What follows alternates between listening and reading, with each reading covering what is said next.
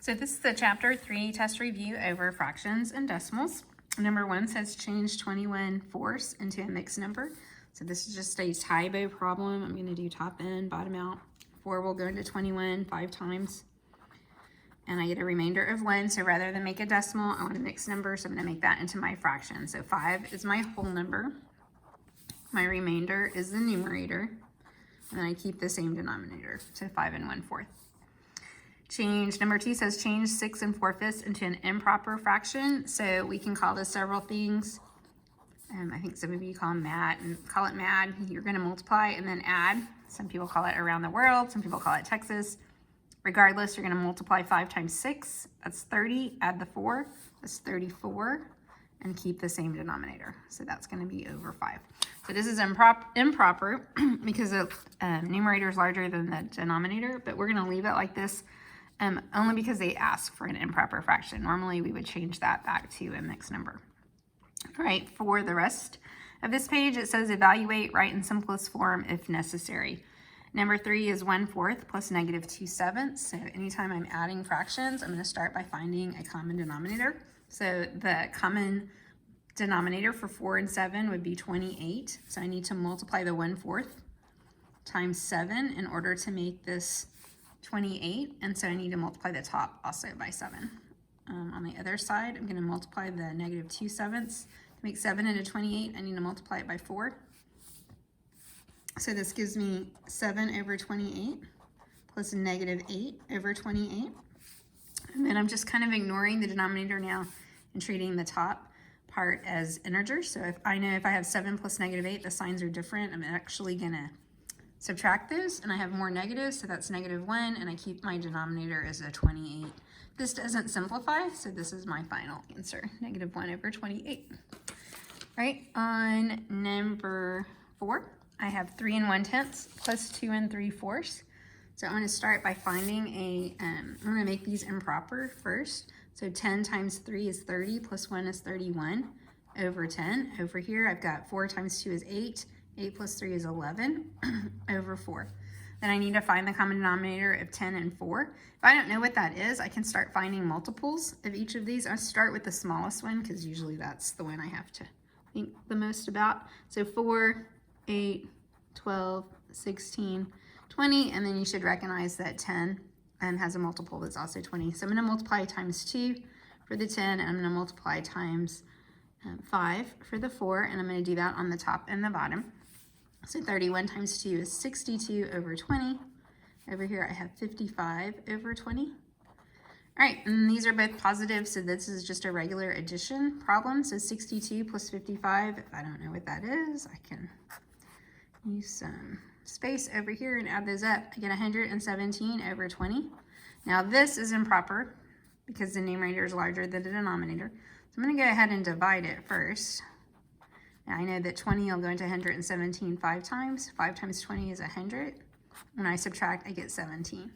So as a mixed number, I have 5 whole numbers. I have a remainder of 17. That's my numerator, and my denominator is still 20. And then I want to check to make sure this doesn't simplify, and 17 over 20 does not. So that's my final answer. All right, number 5. I have 5 1/8 minus 1 2/3. So again, I'm going to start by changing my mixed numbers into improper. So 8 times 5 is 40. 40 plus 1 is 41 over 8. On this one, 3 times 1 is 3, plus 2 is 5. So 5 over 3. My common denominator, all right, is going to be, if I start with 3, I know it's going to be 3, 6, 9, 12, 15, 18, 21, 24 is the first one. It's a multiple of 8, so I'm going to multiply the 8 times 3. So I'm going to multiply the 41 times 3 as well. That's 123 over 24. And the 3 I need to multiply by 8, so I'll multiply the 5 by 8 also. So 5 times 8 is 40 over 24. All right, and then I'm able to subtract 123 minus 40. If you want to change it to keep change, you can. Since this is really just kind of a regular subtraction problem, I can just subtract like I normally would. So 3 minus 0 is 3. I'm going to borrow. 12 minus 4 is 8. It gives me 83 over 24. All right, I want to check to make sure this can't be simplified, and I can see that it's improper, so I'm going to start by changing it to a mixed number. I think it's easier to simplify after it's already a mixed number. So 24 times 83, if I'm not sure, then I'm just gonna have to guess probably. So if I try 24 times 3, that's 12. 3 times 2 is 6, plus 1 is 7. Gives me 72, so that's pretty close. If I subtract 72, I get 11. All right, so that gives me a whole number of 3, a numerator of 11, and I keep the denominator 24. And that does not simplify, so that's my final answer. Number 6, I'm multiplying decimals. Now remember, when you're multiplying decimals, you don't have to line up the decimal. These happen to line up just because they both have one decimal place, but if they don't have the same number of decimal places, you don't have to do that, because I'm going to ignore the decimal until the end anyway. So 2 times 6 is 12, carry your 1. 6 times 1 is 6, plus 1 is 7, and then 6 times 3 is 18. Now I do have to figure out where to put the decimal after I multiply. So I have one decimal place here and one here, so that's 2 total. So in my answer, I need 2 decimal places. Start from the back and count 1, 2. So this ends up being 18.72. They're both positive, so my answer is positive 18.72. On number 7, I'm multiplying fractions. Now, when you multiply fractions, you do not need a common denominator. They're a little easier because of that. So I just multiply the top times the top, bottom times the bottom, or the numerator times the numerator, and the denominator times the denominator. I do need to pay attention to the signs.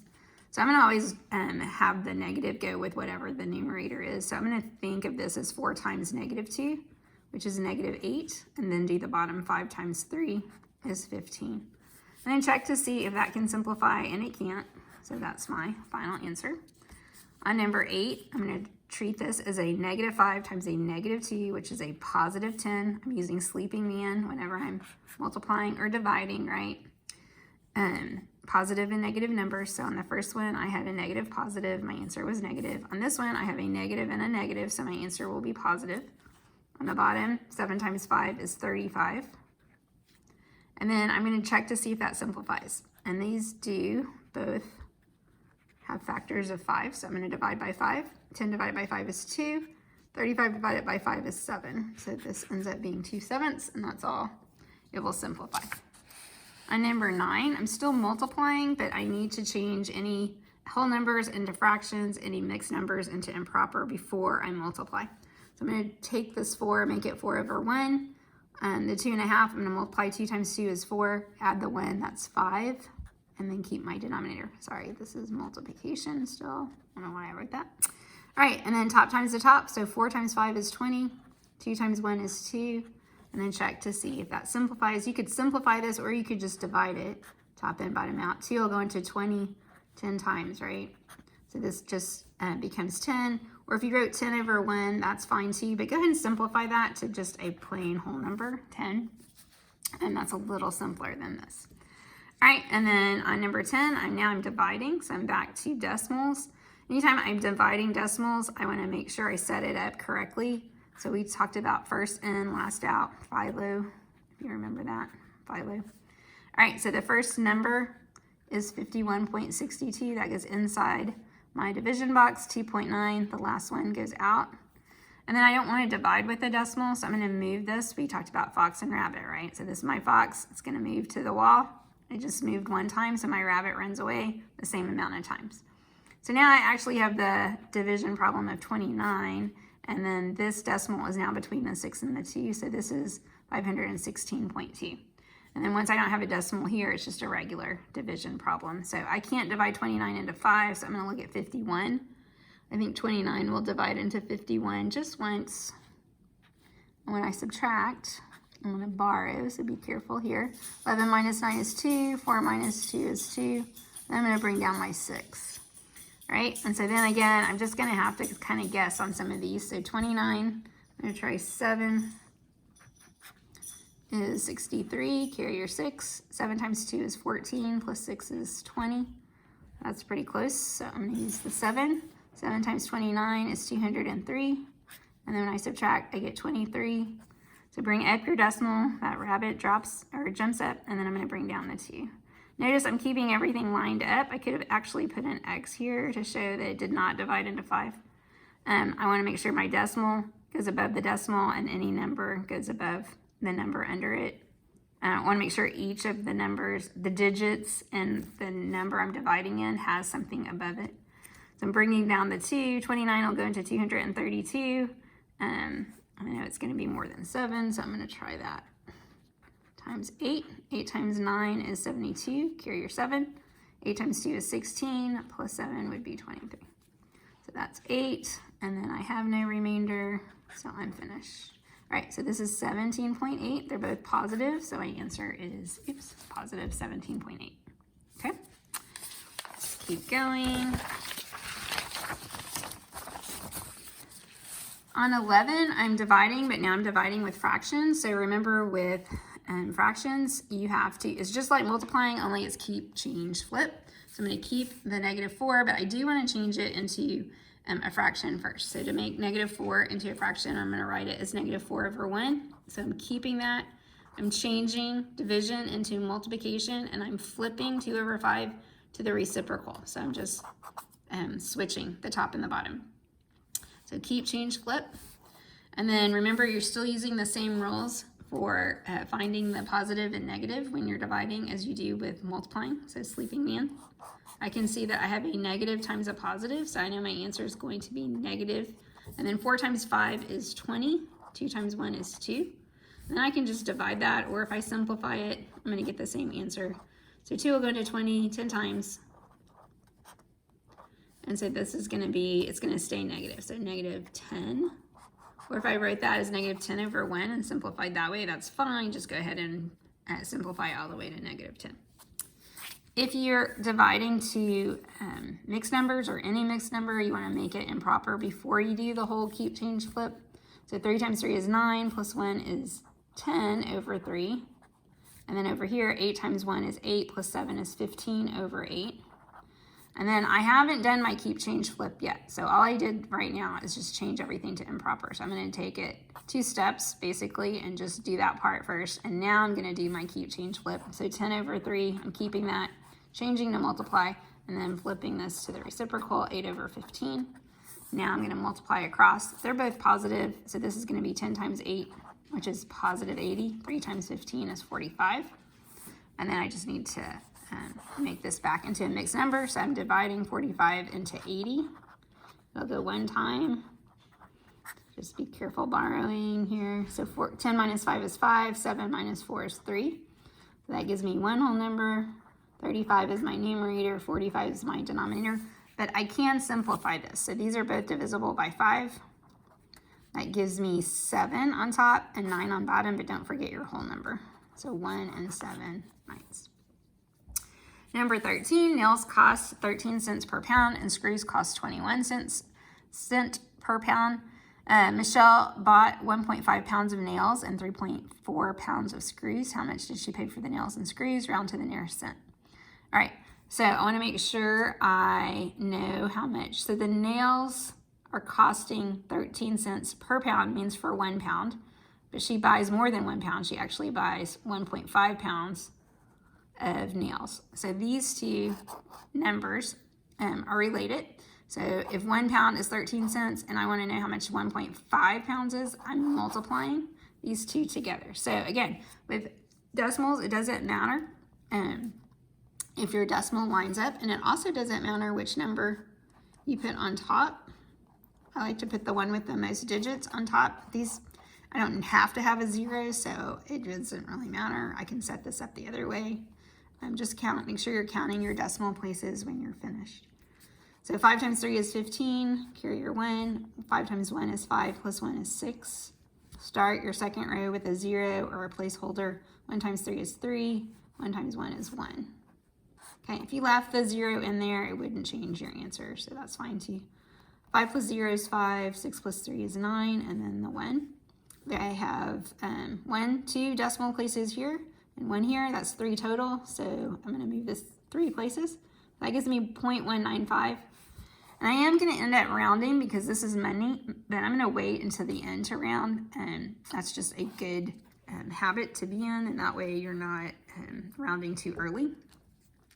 All right, so I'm going, this is just the nails, so I'm going back to the screws. These are 21 cents per pound. And I bought, let's see, 3.4 pounds of screws. All right, so make sure you get the cost of the screws with the amount of the screws. So 0.21 times 3.4. 4 times 1 is 4, 4 times 2 is 8, start with a 0. 3 times 1 is 3, 3 times 2 is 6, and now add these up. So 4, 11, carry your 1, and 7.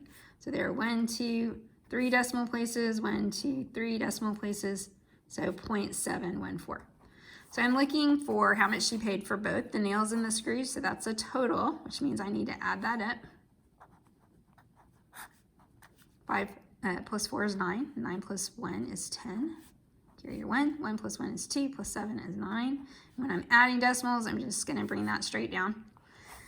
And now it's time to round to the nearest cent. So the nearest cent really means the nearest hundredths, all right, because I don't have 909 cents of anything, right? So since the 9 is 5 or greater, it rounds the 0 up by 1, and then the 9 just becomes a 0. So this actually ends up being 91 cents, like this, okay?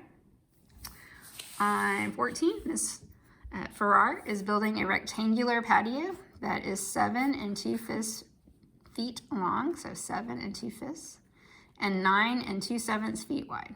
Oh, well, this is not to scale. What is the area of her patio? So when I'm finding the area of a rectangle, I know I'm going to multiply the length times the width. So I know what both of those are. So I'm just multiplying these two numbers together. 7 2/5 times 9 2/7.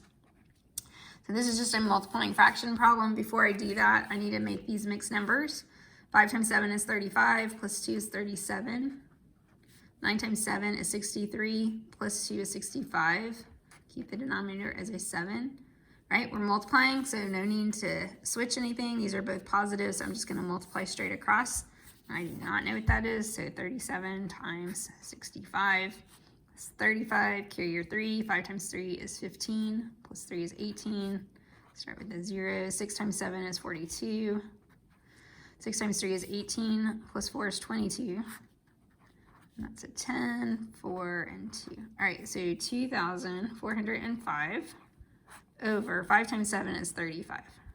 All right, that's obviously improper, so now I'm going to divide 35 into 2,405. So 35 is not going to go into 2 or 24, so I'm actually dividing 35 into 240. And I'm just going to have to try some things and figure out what works.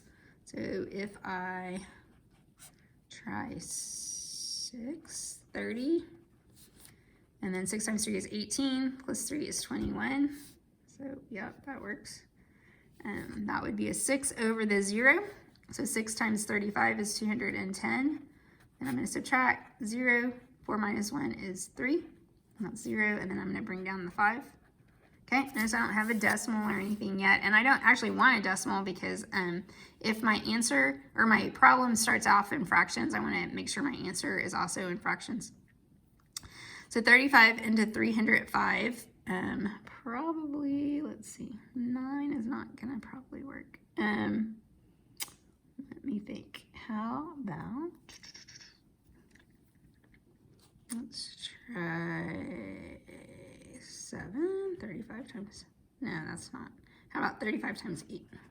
40, carry your 4. 8 times 3 is 24, plus 4 is 28. So, yeah, that works. All right, so I'm subtracting 280. That's 5, borrow, 10 minus 8 is 2. All right, and now I'm making my next mixed number. So 68 is my whole number. 25 is what was remaining. So 25, keep the denominator as a 35. But then this simplifies, so these are both divisible by 5. And then I end up with 68 and 5/7.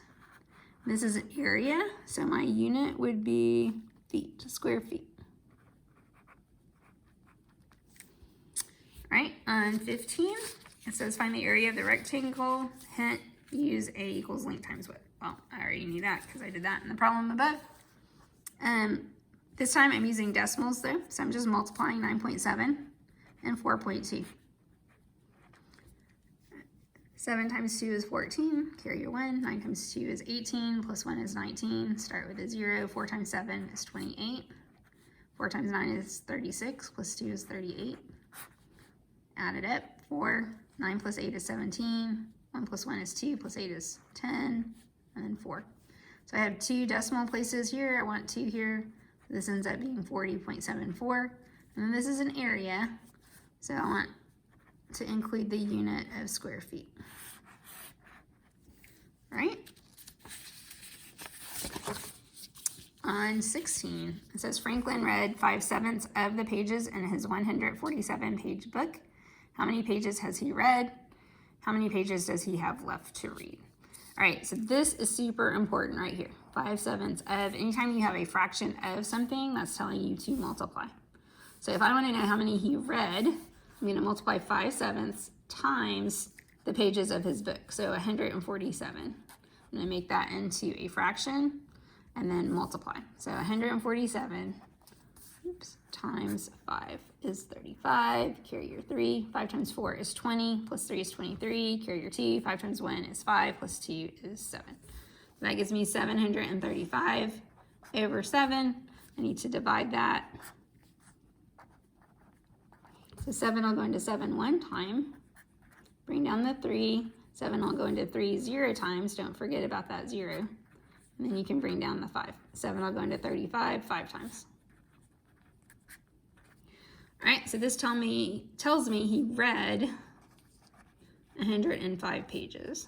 Now, it also asks me how many pages he has left to read. So I know if he started a book of 147 pages and he's already read 105, I need to subtract to find out what's left. Or the other way I could do this is I know he's still, if he's read 5/7, what does he have left to read? 2/7. So I can multiply again, 2/7 times 147, but subtracting seems easier to me. 7 times 5 is 2, 4 minus 0 is 4. All right, so then he has 42 pages left. Now on your test, you're only going to have one of these to find, so make sure you read it carefully to know which one. 17, Brady has 6 3/4 gallons of water. He plans on using 3/4 gallons to water his plants each day. How many days will he be able to water his plants? So I'm starting with a bunch of water, and then I'm taking some out to water the plants every day. All right, so I want to know how many times he can do that. That's my picture. All right, and that is a division problem, right? Because you're repeatedly taking stuff out. All right, you could subtract, I suppose, but it would take you a while. And it's the same thing to divide. And then make sure with division, because division is not commutative, that you get the right number first. All right, so I know that he's starting with the 6 3/4. So that's what I need to start my problem with, the 6 3/4. I'm dividing it into 3/4 gallons. So write it like this. Then to solve this, I multiply, add to make this into improper. So 4 times 6 is 24, plus 3 is 27 over 4. I'm going to keep that, change to multiply, and then flip to the reciprocal, 4 over 3. Now multiply across, so 27 times 4 would be 28, carry your 2, 4 times 2 is 8, plus 2 is 10, it's 108, and then 4 times 3 is 12. Now I'm going to divide 12 into 108, and that should go 9 times 18, yeah, 9 times. That tells me he can water his plants 9 days before he runs out of water. Anna wants to purchase 2 pairs of shoes that cost $14.95 each. How much change will Anna receive if she gives the cashier $40, round to the nearest cent? All right, so 2 things going on. First, I need to know how much it's going to cost her, and then I have to figure out her change. So if she's buying 2 pairs of shoes, I know that I'm going to multiply that, or at least add those up. So times 2 is 10, 18, 19, carry your 1. 4 times 2 is 8, plus 1 is 9, 2 times 1 is 2. I have 2 decimal places, so 2 decimal places. So this is the cost. She's spending or giving the cashier $40 that I need to subtract to know her change. So 0 minus 0 is 0. Can't subtract 9 from 0. Can't borrow from here. I have to go to the 4. So that makes it a 3. And then that's a 10, but I'm borrowing, so now it's a 9, and now this is a 10. So 10 minus 9 is 1. 9 minus 9 is 0, 3 minus 2 is 1, and then I bring that decimal straight down. So her change is $10.10. 19, Mr. Pappas wants to carpet a floor in his basement. The floor has an area of 482.5 square feet. If the room is 25 feet long, how wide is it? All right, so on this one, I'm starting with the area, and I want to know what this length is right here. All right, so normally I multiply these two to get this amount. Well, I can't do that if I don't know what this is. So I have to work backwards. So I'm actually dividing. And what are you dividing? You're dividing this into squares, right, basically. And so we know how many squares are going this way. We want to know how many squares are going this way. So I'm starting with this larger number, 482.5, and then dividing it by 25. So when I set up my division problem, first in, 482.5, last out, 25. Now, with decimals, I use fox and rabbit, but if there is no fox, all right, it's actually already at the wall, then I don't have to move the rabbit. So this is just a regular division problem. 25 won't go into 4. It'll go into 48 once. When I subtract, I get 23, and I bring down the 2. So 25 will go into 232, 9 times. Think about quarters. 9 times 25 is 225. I'm going to borrow, and that would give me 7. When I get to my decimal, it hops up, and then I can bring down the last 5. 25 will go into 75 3 times, okay, without a remainder. So this is 19.3 feet wide, okay? On 20, right, this is the review part of your test. So these bars are telling me to find the absolute value of negative 12. An absolute value is really just the distance from 0. So how far is negative 12 from 0? Or we can remember that these are like prison bars. If you go into prison, you have to come out positive. It doesn't matter what you go in as. So this is negative, it's going to come out positive. This is positive, it still has to come out positive, all right? 9 is 9 away from 0. Negative 12 is 12 away from 0. It's a distance, so it's always positive. All right, and we'll look at the last part. You're arranging the numbers in descending order, which is greatest to least. So on your benchmark, a lot of you didn't notice the greatest to least part. So that's why you're being tested over this again. So pay attention. All right, I want to change all of my fractions into decimals. I do that by using Tybo. So the top number is 3. The bottom number is 4. 4 won't go into 3. Add your decimal, bring it up, add a 0. 4 will go into 30 7 times. Gives me 28. When I subtract, I get 2. Can bring down another 0. 4 go into 20 5 times. All right, so I'm going to make a list over here. So I have the first one is negative 4, and then I change 3/4 to 0.75. All right, the second number is already a decimal. Don't need to change that. The negative 4 doesn't have a fraction. I am going to add a decimal, right? Make it negative 4.0. 2 3/5. I can write the 2 down, but I still have to change the fraction. So that's 5, top in, bottom out, right? 5 goes out, 3 goes in. Doesn't go into 3, add a 0. 5 will go into 30 6 times. So this becomes 2.6. 1.5 is a decimal. Negative 4.8 is already a decimal. Now, you do need to check, make sure all your decimals are lined up and they have the same number of decimal places. These both have 2, so I'm going to need to go back and add zeros to fill in those places. So 0 here and on down. If I'm doing greatest to least, I want to start with the biggest number. So if I have positive and negative numbers, my biggest numbers will be positive. My biggest positive number is 2.61. Then 2.60, then 1.50. Right, then I switch back to negatives, and then negatives work the opposite, right? So instead of finding the biggest negative, I'm going to find what looks the smallest, so negative 4.00, negative 4.75, and then negative 4.80. Okay, so if you write them as decimals, that's going to be your answer. If you want to switch them back to fractions, then I'm going to have 2.61. 2.60 started off as 2 3/5. 1.5 was just a 1.5. Negative 4 didn't have the zeros. Negative 4 7/5 is negative 4 3/4. And then this was just negative 4.8. All right, so especially when you're dragging numbers and putting them in an order, you got to make sure you know what your fractions started, or what your decimals started off as fractions. Also, when you're dragging numbers to put them in order, if they're asking for greatest to least, that means greatest is on top. Okay, 23, name the coordinates and quadrants of the points listed below. So A is right here. So remember when you graph points, or label points, it's always X and then Y. X is down here, Y is over here, so X is going left and right.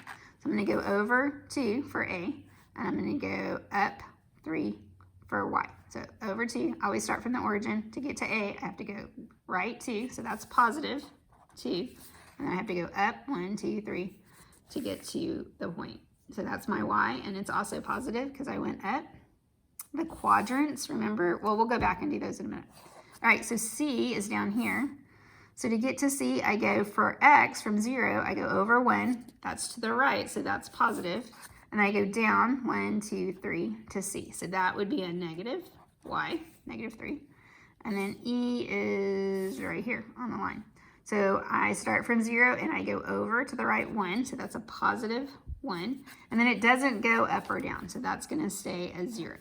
All right, so the quadrant, remember the big C is the order. So this is quadrant 1, quadrant 2, quadrant 3, and quadrant 4, and we label those as, as Roman numerals. So that's why you're seeing them written like that. All right, quadrant, A is in quadrant, this one right here. So quadrant 1, C is down here, so that would be in quadrant 4. And then E is sometimes tricky. It kind of looks like it's in 1, but E, the point itself, is actually on the x-axis, so it's actually not in a quadrant. So we would say no. All right, so that's all of your Unit 3 test review. Study that tonight, and good luck on your test tomorrow.